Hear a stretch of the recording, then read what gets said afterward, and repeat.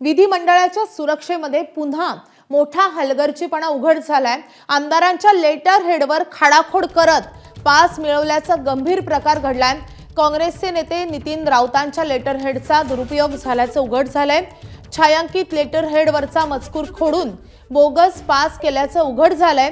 प्रकार लक्षात येताच नितीन राऊत यांच्याकडून अध्यक्षांकडे या संदर्भात तक्रार नोंदवण्यात आली आहे। नितीन राऊत यांचा नातेवाईक असल्याची खोटी माहिती देऊन हा पास मिळवण्यात आलेला होता। काही जण पैसे घेऊन बोगस प्रवेशिका बनवत असल्याचंही उघड झालंय। आपल्यासोबत काँग्रेसचे ज्येष्ठ नेते व माजी मंत्री नितीन राऊत आहे। तो तुमच्या लेटर हेडचा गैरवापर करण्यात आला, नेमका कशा प्रकारे तो गैरवापर झालेला आहे आणि तुम्ही सभागृहात देखील हा प्रश्न उपस्थित केला होता।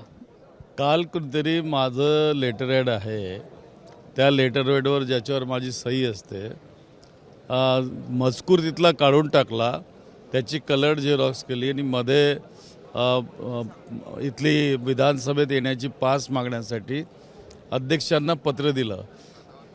शेवटी सही ही झेरॉक्सच राहणार त्या ठिकाणी, कितीही टाईप केलं तिथं त्यांनी न बघता त्या ठिकाणी पास इश्यू करा असं लिहिलं। आणि जेव्हा ते माझ्या निदर्शनास आलं तर मी त्याची तक्रार केली सभागृहामध्ये। तर आता त्याच्यावर ॲक्शन घेतलेली आहे अध्यक्षांनी आणि त्याचा गुन्हा त्याच्यावर लावण्यात आलेला आहे। बघूया उद्या। व्यक्ती कोण होती, तुम्ही त्यांना ओळखत होतं का? मी त्या व्यक्तीला अजिबात ओळखत नव्हतो, मला माहीतसुद्धा नव्हतं।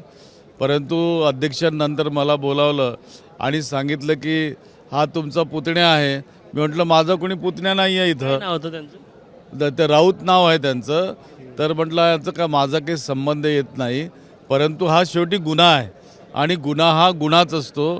त्यामुळं त्याच्यावरती नियमानुसार जी कारवाई व्हायला पाहिजे ती झाली पाहिजे आणि नॉन बेलेबल त्याच्यावर गुन्हा दाखल झाला पाहिजे। एबीपी माझा, उघडा डोळे बघा नीट।